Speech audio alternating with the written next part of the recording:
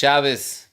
This week's Parsha, we're actually in the third week of Shovavim, a time period of renewal, a time period of creation, rebuilding Klal Yisrael, ourselves, on the path to reaching Be'ezrat Hashem, Kabbalah HaTorah in Parshas Yisro and then Mishpatim.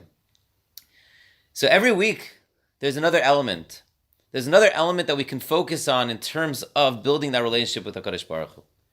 What's the element in Parshas Bo? So one of the elements that I just wanted to share with you today is Parshas Bo speaks about the last three Makos, but speaks, of course, of the culmination with the last of the Makos Bechoros. To which, interestingly enough, we name the holiday of Pesach. And when you think about it, why do we name it Pesach? Asher Pasach Abotei B'nei Yisrael B'Mitzrayim, because he passed over Klal Yisrael's homes in Mitzrayim.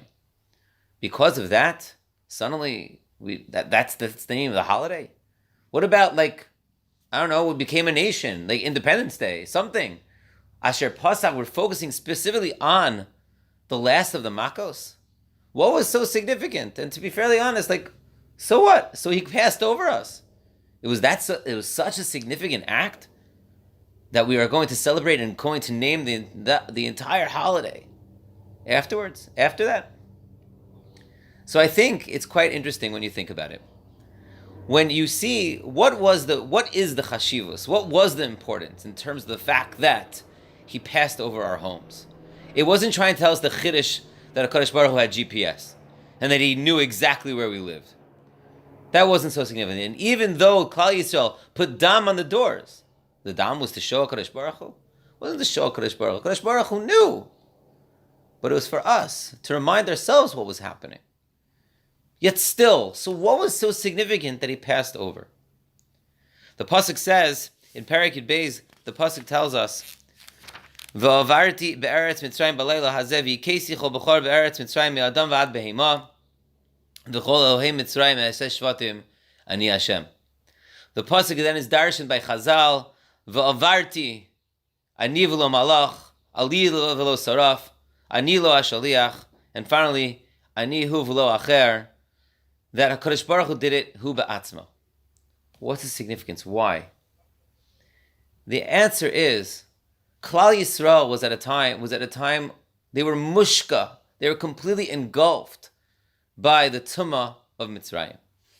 And honestly, we didn't deserve to get out.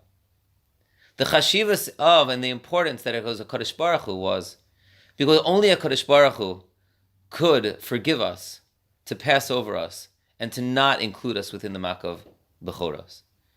If it would have been a Malach, there would have been a Kitrug against us. He would have said, what's the difference between them and them? What's the difference between the Mitzrayim and the Egyptians? They should all die. HaKadosh Baruch Hu went himself to show, I make the rules. And my love for Klal Yisrael stands beyond anything else. And even though they sinned, it doesn't make a difference. They are deserving to live, and I will take them out. This parsha shows us the love that HaKadosh Baruch Hu has for Klal Yisrael. That's why we call it Pesach, and that's why we specifically use the language of Pesach from the 10th plague. Because why? Because it shows the significance of the love, the unconditional love that HaKadosh Baruch Hu has for us. When we build our relationship during the time of Shovavim, one of the things we certainly have to remember is that HaKadosh Baruch Hu cares. And HaKadosh Baruch Hu shows that love for us no matter what. We have the ability to always rebuild, to renew our relationship with Him. And we should just continue to appreciate that love that He has to us. So this way, we can show it back to Him. Have a wonderful Shabbos.